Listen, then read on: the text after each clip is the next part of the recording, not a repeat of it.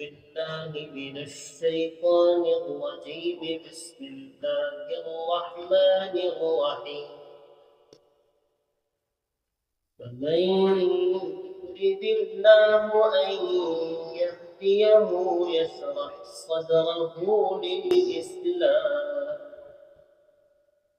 ومن يرد أن يضله يجعل صدره ضيقا حرجا كأنما يصعد في السماء، كذلك يجعل الله الرجس على الذين لا يؤمنون. وهذا صراط ربك مستقيما، قد فصلنا الآيات لقوم يذكرون. یہ سورہ نمبر 6 کی آیت نمبر 125 اور 126.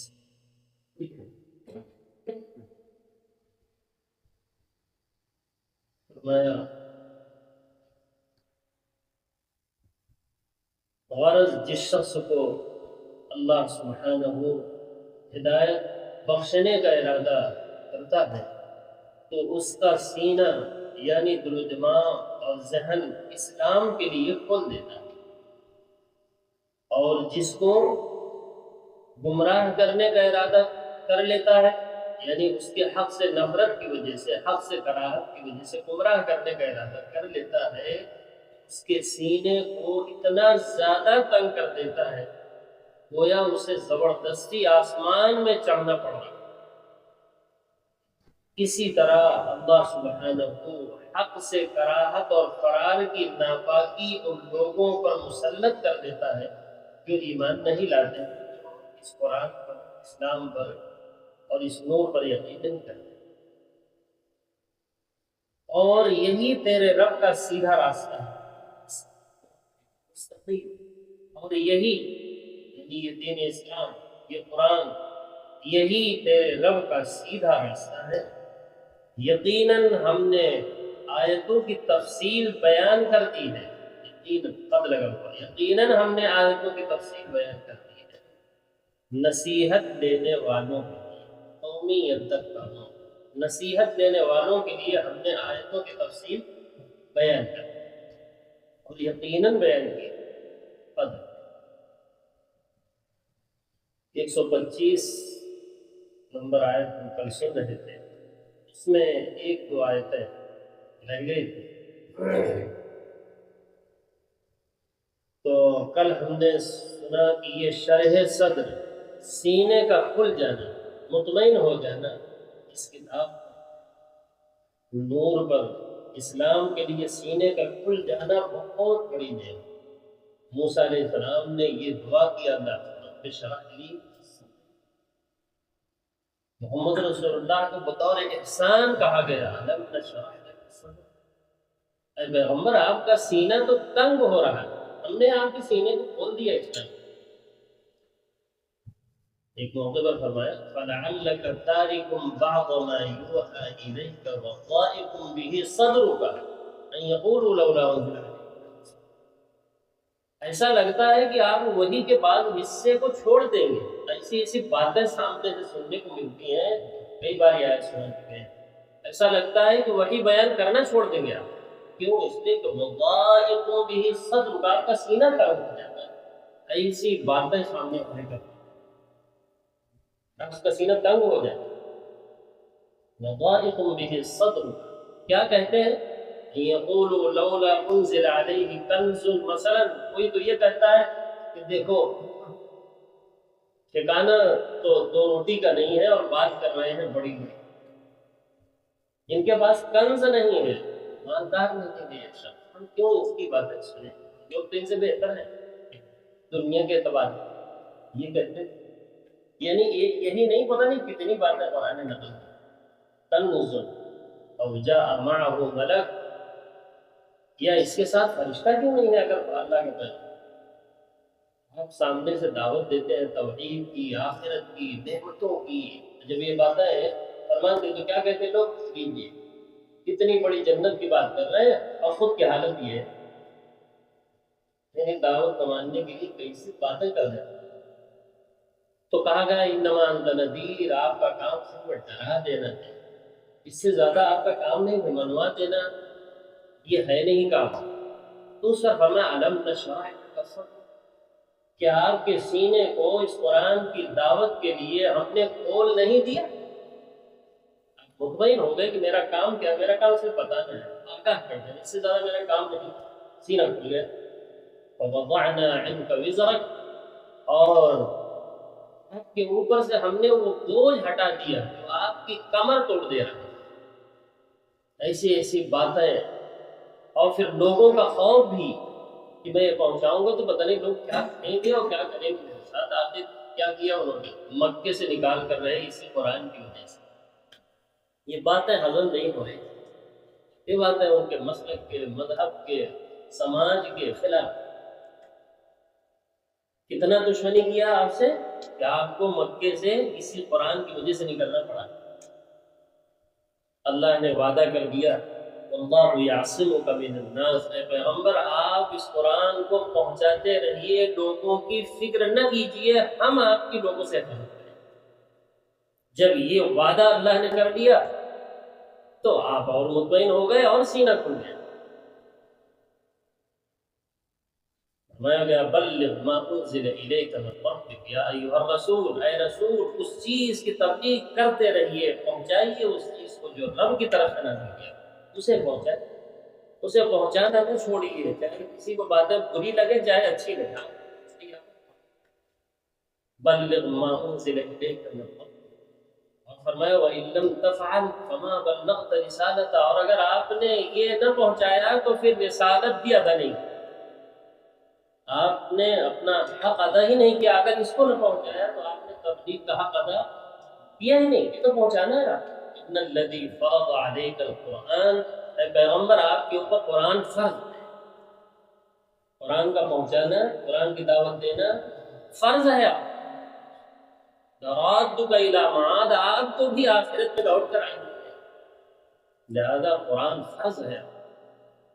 یہ تو جب کوئی بہت اہم بات ہوتی ہے تو اللہ تعالیٰ پیغمبر سے خطاب کرتے ہیں، تو خالی پیغمبر پر نہیں فرض ہے، امت کے ہر فرد پر فرض ہے۔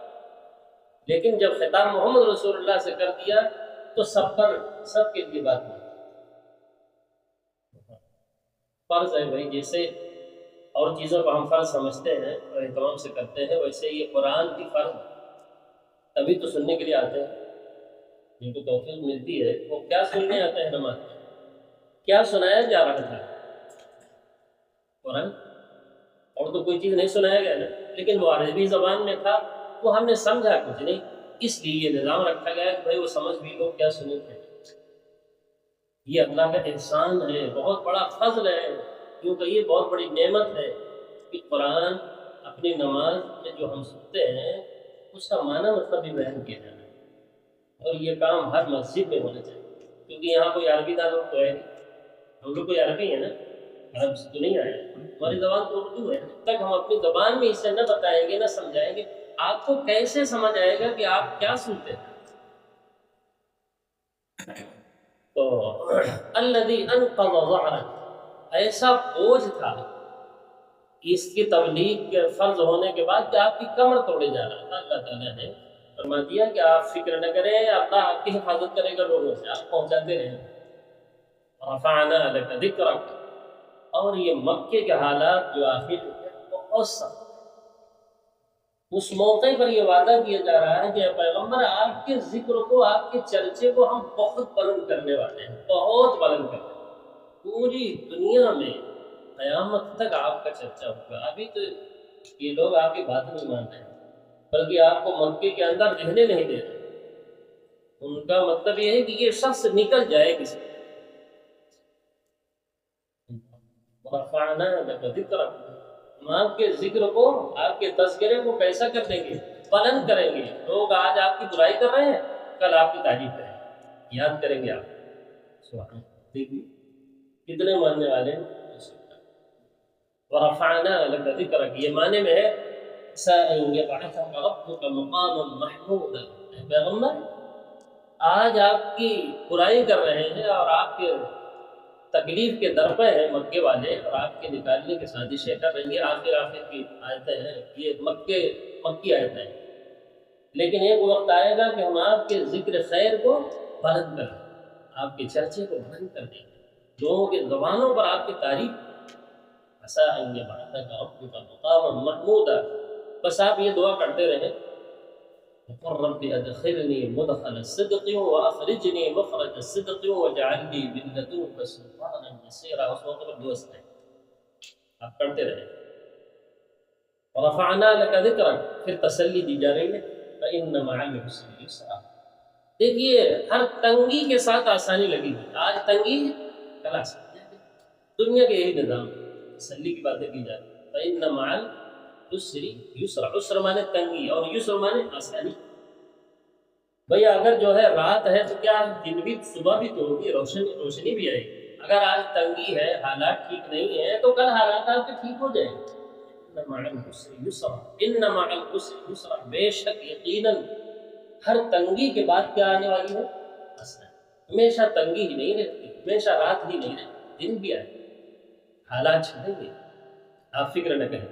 فَإِذَا فَرَغْتَ فَانْصَبْ وَإِلَىٰ رَبِّكَ فَارْغَب۔ عجیب قرآن ہے، یعنی یہ مکے کے اندر بتایا جا رہا ہے کہ جب آپ فارغ ہو جائیں، جب مکہ فتح ہو جائے تو آپ ہماری عبادت میں پھر لگ جائیے گا۔ کہاں بات ہو رہی ہے؟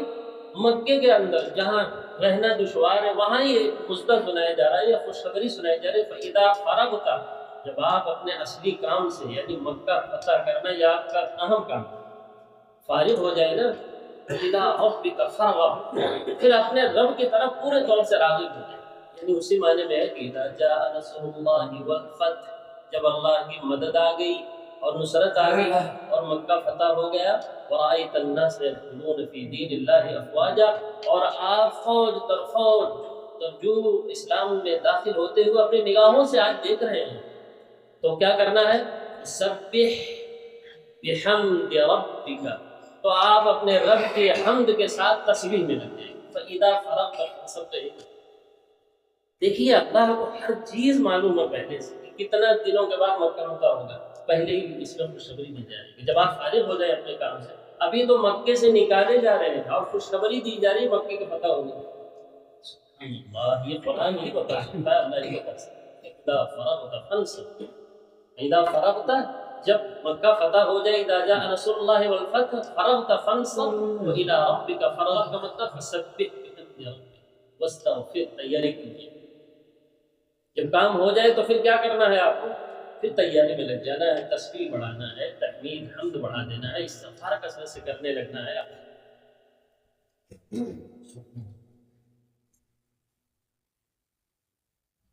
اسی طریقے سے ہم اس آیت کی تفسیر میں سورہ نمبر 9 کی آیت نمبر 125 دیکھیں گے۔ یہ آیت 125 سے اس کی شرح میں جو آیت ہم دیکھنے جا رہے ہیں سورہ نمبر 9 کی، وہ بھی آیت نمبر 125 ہے۔ یہ ہم اس بات پر سنانے جا رہے ہیں کذالک یجعل اللہ الرجس، اسی طرح اللہ تعالیٰ پلیدی ڈال دیتا ہے جو لوگ اس کی طرف متوجہ نہیں ہوتے۔ ایک تو ان کا سینہ تنگ رہتا ہے، قرآن کی طرف سے الجھن بڑھتی رہتی ہے، روزانہ الجھن بڑھتی ہے۔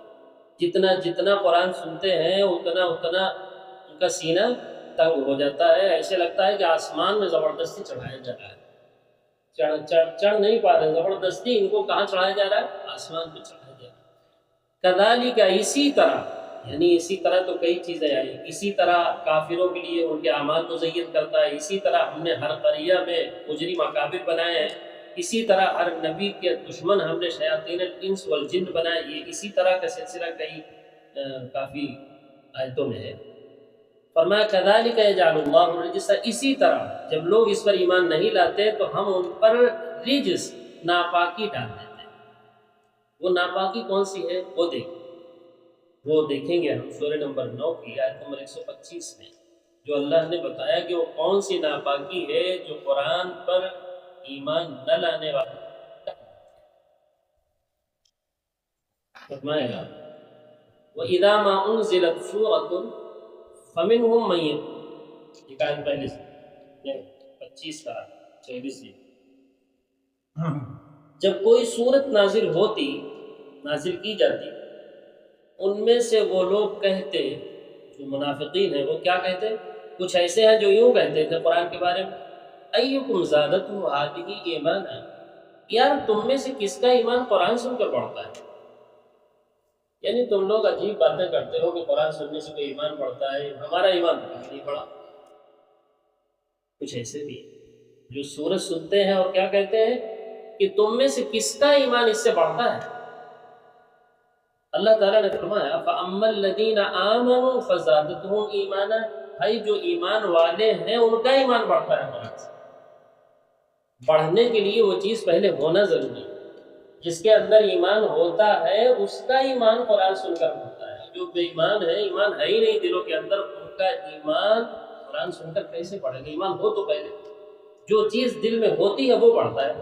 اگر کفر ہے، شرک ہے، شک ہے قرآن کے بارے میں تو پھر وہی بڑھے۔ اگر ایمان ہے دل کے اندر تو قرآن سن کر پھر ایمان بڑھے۔ بہت اہم بات ہے، لہذا قرآن کے سننے والے ذرا غور کریں، کیونکہ کسی کے دل کا حال تو کسی کو معلوم نہیں سوا آتا ہے۔ دیکھیں کہ جب ہم روز قرآن سنتے ہیں تو ہمارا ایمان بڑھتا ہے یا غصہ بڑھتا ہے؟ گھٹن بڑھتی ہے، کیا بڑھتا ہے؟ جو چیز قرآن سن کر بڑھتا ہے وہی ہمارے دل میں۔ اما الذین آمنوا، جو ایمان والے ہیں، فزادتہم ایمانا، ان کا ایمان بڑھتا ہے۔ وہم یستبشرون، اور وہ آیتیں سن کر خوش، روزانہ ان کی خوشی میں اضافہ ہوتا ہے، کیونکہ روزانہ ایمان بڑھتا ہے تو ایمان بڑھنے کی وجہ سے ان کی خوشی بھی بڑھتی ہے۔ یار آج ہم نے یہ بھی سن لیا قرآن، دیکھو کل کیا سنتے ہیں، انتظار رہتا ہے، دیکھو اگلے کل کیا بات آتی ہے، ان کو انتظار ہوتا ہے۔ وہم یستبشرون، وہ خوش ہو رہے ہیں۔ اب وہ آیت سنیں جو اصل سنانت ہوتی ہے اس موقع پر۔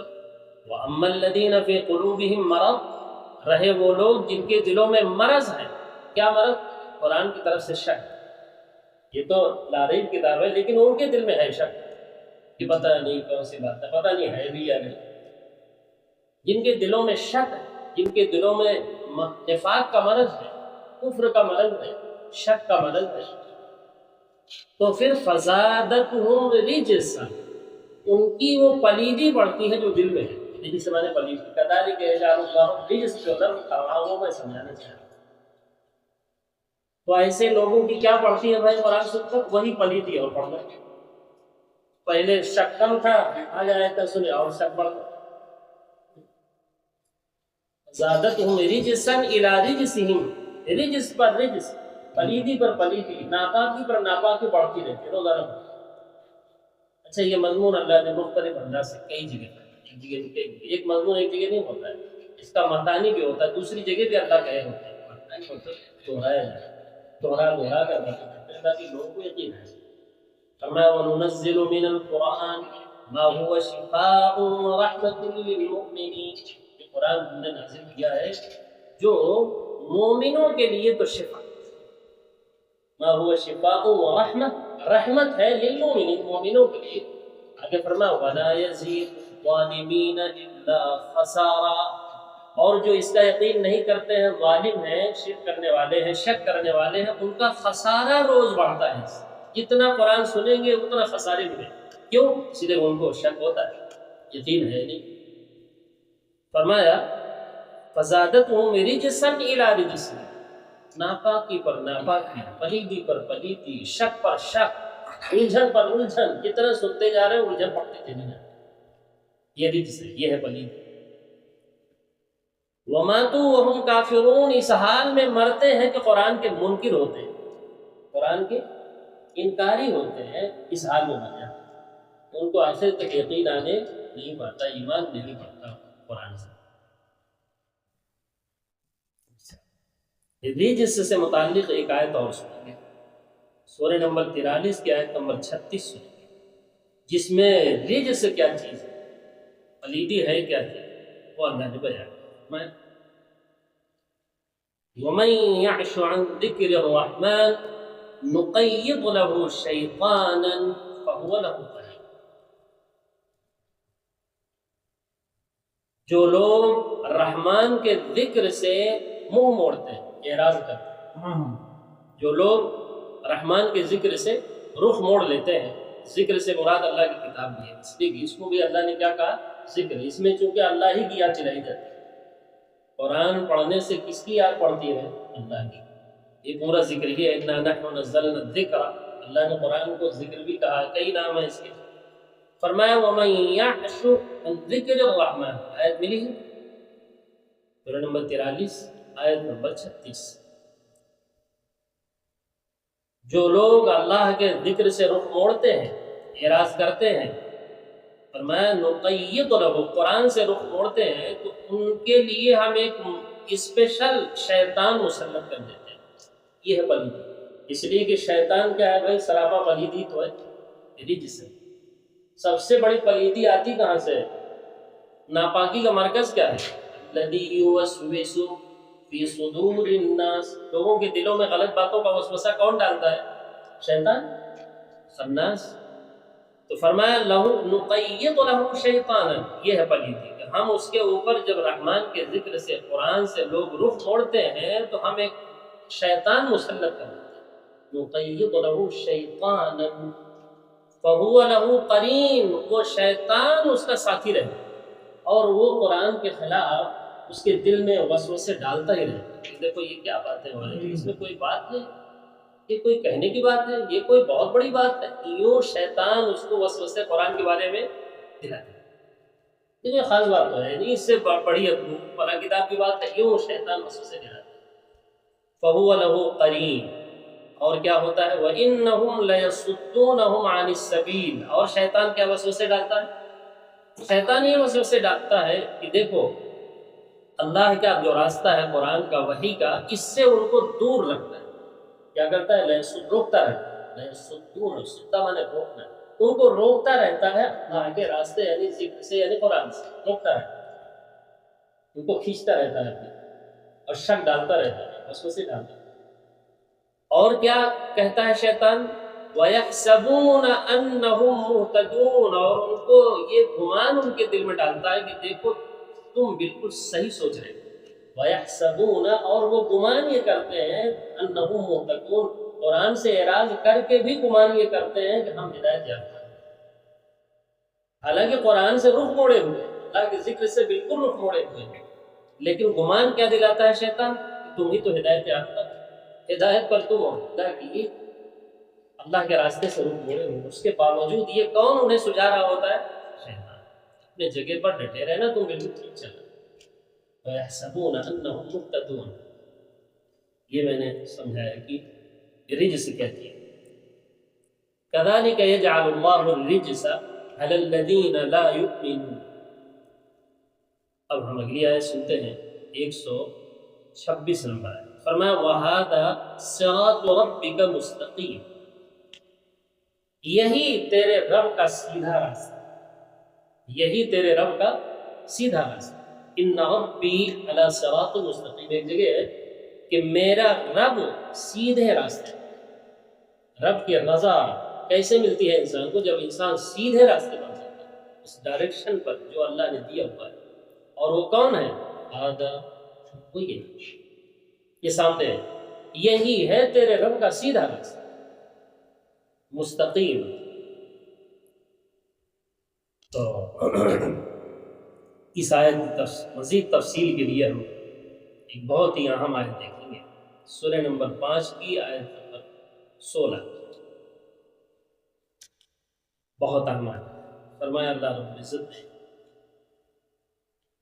قد جاءکم من اللہ نور وکتاب مبین، یہ ایک حقیقت ہے، ایک سچائی ہے کہ تمہارے پاس اللہ کی طرف سے ایک نور آ گیا اور ایک کھلی کتاب۔ نور اور کھلی کتاب ایک ہی چیز ہے، مختلف انداز سے قرآن کا تعارف ہوتا ہے۔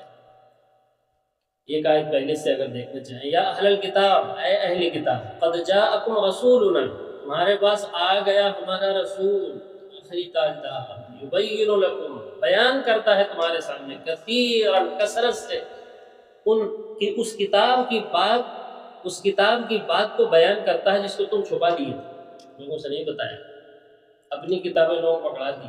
یہ رسول آ کر اس کتاب کی بات بھی کثرت سے، تورات انجیل کی بات بھی کیا بیان کرتا، کثرت سے بیان کرتا۔ وہی بات ہے جس کو تم نے کیا کر لیا تھا، لوگوں سے چھپا لیا، بتا نہیں رہے، یہ میرا پیغمبر آ کر وہی بتا رہا ہے، قرآن میں ہم نے وہی باتیں تو نازل کی۔ وَيَعْفُو عَنْ كَثِيرٍ، اور بہت سی تمہاری کوتاہیوں سے درگزر بھی کرتا ہے، اس کو ہم نہیں اتارتے، اس پر جو کچھ تم نے کیا ہے عوام کے ساتھ، بہت سے بیان بھی کرتا ہے۔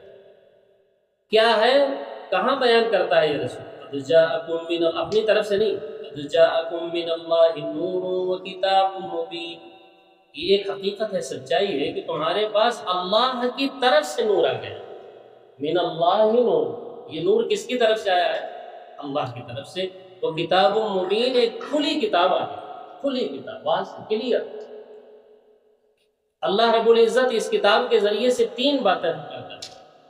پہلی بات، یہدی بہ اللہ من اتبع رضوانہ سبل السلام، ایک اسی کتاب کے ذریعے سے، اسی نور سے، اسی کتاب مبین سے، بھی کا ترجمہ کر رہا ہوں، اسی کتاب سے اللہ رب العزت سبل السلام، سلامتی والے راستے کی ہدایت دیتا ہے۔ یہدی، ہدایت دیتا ہے، کس کو ہدایت دیتا ہے؟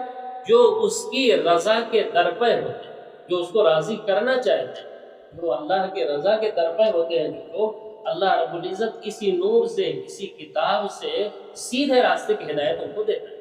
سبل السلام، سیدھے راستے کی ہدایت ان کو اسی کتاب سے دیتا ہے۔ کن کو؟ جو اللہ کو راضی کرنا چاہتے ہیں، جن کو یہ فکر ہو کہ اللہ ہم سے راضی ہو جائے تو سب سے پہلے اللہ ان کو اس کتاب تک پہنچاتا ہے، راستے پر پہنچ گئے، اب وہ چلنا شروع ہو جاتے ہیں راستے پر۔ نمبر دو، دوسرا کام اس کتاب کے ذریعے سے اللہ رب العزت یہ وَيُخْرِجُهُم مِّنَ الظُّلُمَاتِ إِلَى النُّورِ بِإِذْنِهِ، اپنی توفیق سے، بِإِذْنِهِ، اپنی توفیق سے اللہ رب العزت ان لوگوں کو تمام طرح کے ظلمات سے، تاریکیوں سے نکالتا رہتا ہے اور نور کی طرف، روشنی کی طرف لے آتا ہے۔ اسی کتاب کے ذریعے تمام طرح کی تاریکیوں سے ان کو نکالتا ہے اور نور اور روشنی اور علم کی طرف ان کو لے آتا ہے، اسی کتاب کے ذریعے سے۔ دو کام ہو گئے اس کتاب کے، تیسرا کام اس کتاب کا وَيَهْدِيهِمْ، یہ مجھے ٹکڑا سنا ہے، وَيَهْدِيهِمْ إِلَى صِرَاطٍ مُسْتَقِيمٍ، کہا تھا نا وَهَذَا صِرَاطُ رَبِّكَ مُسْتَقِيمًا، پر گفتگو چل رہی ہے، میں نے ایک دو آیت پہلے سے سنا دی ہے۔ اور تیسرا کام یہ ہے اس کتاب کا کہ اللہ رب العزت ان کو ہدایت دیتا ہے، دے رہا ہوتا ہے سیدھے راستے، جس پر چل کر اللہ راضی ہوتا ہے، جس پر چل کر اللہ اسے راضی ہوتا ہے، اس راستے کی ہدایت اس کتاب سے۔ تو تین کام ہو گئے اس کتاب کے۔ یہاں جو بیان ہوئے اس میں بہت سارے کام بیان ہوئے۔ یہاں کیا بیان ہوا؟ پہلا کام کیا ہے کہ جو لوگ اس کتاب کو قبول کرتے ہیں، اس کتاب مبین اور نور کو، تو اللہ ان کو سبل السلام کی، سیدھے راستے کی، سلامتی والے راستے کی، یعنی جنت کے راستے کی ہدایت دیتے ہیں، رہنمائی کرتے ہیں، جو اس کے رضا کے در پہ ہوتے ہیں، من اتبع رضوانہ۔ اور دوسرا کام اس کتاب کا کیا ہے کہ تمام طرح کی تاریکیوں سے اللہ رب العزت لوگوں کو نکالتے ہیں اور روشنی کی طرف جاتے ہیں اس کی طرف سے۔ اور تیسرا کام اس کتاب کا کیا ہے کہ لوگوں کو سیدھے راستے کی ہدایت اللہ اس سے دیتے ہیں، سیدھے راستے کی، صراط مستقیم جو ہم مانگتے ہیں بار بار، اہدنا الصراط المستقیم، تو اللہ تعالیٰ اس صراط مستقیم کی ہدایت اور رہنمائی اسی کتاب سے کر رہے ہوتے ہیں۔ اسی لیے سورہ فاتحہ کے بعد ہم لوگ کیا پڑھتے ہیں؟ کوئی سورت پڑھتے ہیں نماز میں، کیونکہ ہم نے دعا کیا اللہ ہمیں سیدھا راستہ دکھا دے، تو اللہ نے ہماری دعا قبول کر دی اور پھر اس کے بعد توفیق دے دی کہ آگے بڑھو، کیونکہ ہم جو پڑھتے ہیں نماز میں سیدھا راستہ ہی بتا رہے۔ تم نے ہم سے دعا کی، ہم نے قبول کر دی، لیکن نہ تم کو تمہاری دعا کا پتہ نہ قبولیت کا۔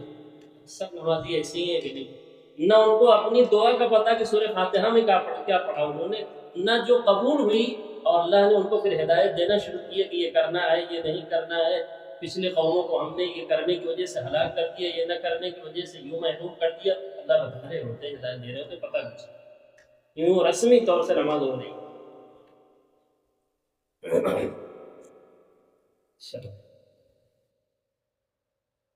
اچھا، 12 آیت پر ایک آیت چلتے اور دیکھ لیں انشاءاللہ، بقیہ کل سنیں۔ اللہ تعالیٰ نے فرمایا وَهَذَا صِرَاطُ رَبِّكَ مُسْتَقِيمٌ،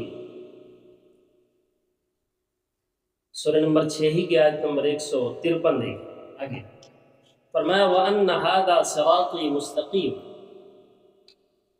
بے شک یقیناً، وَأَنَّ کا مطلب ہے یقیناً، یہی میرا سیدھا راستہ ہے، وَأَنَّ هَذَا، یقینی طور سے یہی میرا سیدھا راستہ ہے، کون؟ یہ قرآن، یہی میرا سیدھا راستہ ہے، فَاتَّبِعُوهُ، لہذا اس کی اتباع کرو، اس کو جانو، اس کی پیروی کرو، اس کے پیچھے چلو، اس کو آگے رکھو، تم مقتدی بنو، اس کو امام بناؤ، فَاتَّبِعُوهُ، لہذا اسی کی اتباع کرو، وَلَا تَتَّبِعُوا السُّبُلَ، اور جو راستے ہیں ان کی اتباع مت کرو، کیا کہہ رہے ہیں اللہ تعالیٰ؟ اور جو راستے بنا دیے گئے ہیں پگڈنڈیاں، اس کی اتباع مت کرو، یہ ہے سیدھا راستہ، صراط مستقیم، یہی قرآن ہے، اس کی اتباع کرو، وَلَا تَتَّبِعُوا السُّبُلَ، کیا نقصان ہوگا اگر اور راستوں کی اتباع کرو گے تو فَتَفَرَّقَ بِكُمْ عَنْ سَبِيلِهِ، تو وہ جو راستے ہیں نا تم کو اللہ کے راستے سے جدا کر دیں گے، تم کو اللہ کے راستے سے، قرآن سے کیا کر دیں گے؟ جدا کر دیں گے، کبھی توفیق نہ ہوگی کہ قرآن میں کیا لکھا ہوا ہے سمجھو، کبھی توفیق نہ ہوگی، جدا کر دیں گے، اور امت جدا ہو گئی ہے، کبھی اس سے توفیق، کبھی ذہن میں بھی نہیں آتا کہ قرآن کوئی سمجھنے کی چیز، قرآن کوئی غور کرنے کی چیز ہے، ذہن میں بھی نہیں آتا، فَتَفَرَّقَ بِكُمْ عَنْ سَبِيلِهِ، وہ تمہیں جدا کر دیں گے، ہٹا دیں گے اللہ کے راستے سے، یعنی قرآن سے جدا کر دیں گے قرآن سے، ذَلِكُمْ وَصَّاكُمْ، یہ اللہ تمہیں وصیت کر رہا ہے، تاکیدی حکم دے رہا ہے، وصیت یعنی تاکیدی حکم دے رہا ہے کہ اس کی اتباع کرو، دوسرے راستوں کی اتباع مت کرو، لعلکم تتقون، تاکہ تم بچ عذاب آخرت سے بچا لیے جاؤ، مانت کا تقویٰ ہے، باقی آیت انشاءاللہ کل سنیں گے، بہت اہم آیت ہے، یہ بھی اللہ تعالیٰ سے دعا ہے کہ قرآن پاک کو پوری توجہ کے ساتھ، عظمت کے ساتھ سننے کی، سمجھنے کی، پھر اس پر اخلاص کے ساتھ عمل کرنے کی توفیق عطا فرمائے، جب تک زندہ رکھے صحیح ایمان، صحیح اسلام پر زندہ رکھے، جب موت آئے تو صحیح ایمان، صحیح اسلام پر موت آئے، ربنا تقبل منا انك انت السميع العليم، سبحان ربك رب العزة عما يصفون، وسلام على المرسلين والحمد لله رب العالمين، السلام